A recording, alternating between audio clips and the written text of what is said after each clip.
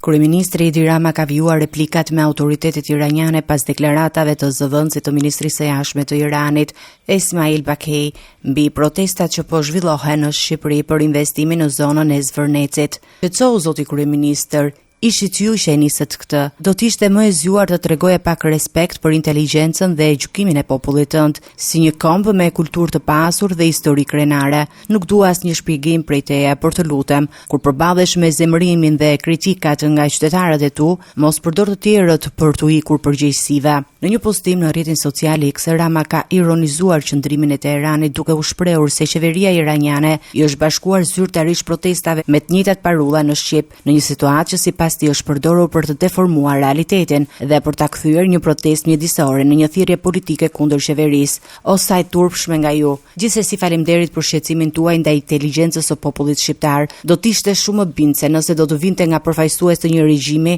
që nuk i godet vazhdimisht qytetarët e vet me censurë, intimitim, ndërprerje të internetit dhe shtypje të mendimit ndryshe. Duke krahasuar situatën në Shqipëri me atë të Iranit, kryeministri thekson se qytetarët shqiptar gëzojnë të drejtën për të protestuar, për të kritikuar qeverinë dhe për të kërkuar zgjedhje të lira pa frikë ndëshkimi. Ju citoni protestues shqiptar që bron rastin në rrugë. Shumë mirë. Kjo quhet demokraci. Në Shqipëri njerëzit janë të lirë të protestojnë kundër qeverisë së tyre, të kritikojnë kryeministrin, të kërkojnë drejtësi dhe zgjidhje pa pasur frikë nga burgosja. A mund të thuhet e njëjta gjë për njerëzit në emër të cilëve pretendoni se flisni? Ai cilësoi paradoksale shqetësimin e shprehur nga Teherani për protestat në Tiranë, duke akuzuar autoritetet iraniane për censurë, intimidim dhe shtypje të mendimit ndryshe. Edhe është veçanërisht domethënë se që papritur keni zbuluar një shqetësim kaq të madh për protestuesit në Tiranë, ndërkohë që gjaku i 10 mijëra njerëzve tuaj rëndojnë mbi dërgjegjen e regjimit tuaj, ndërsa të panumërt vazhdojnë të vuajnë persekutimin, represionin dhe burgosjen, edhe ndërsa 10 milion mbeten të bllokuar në kushte që të përkasin më shumë jetës se sa shekulli të 21.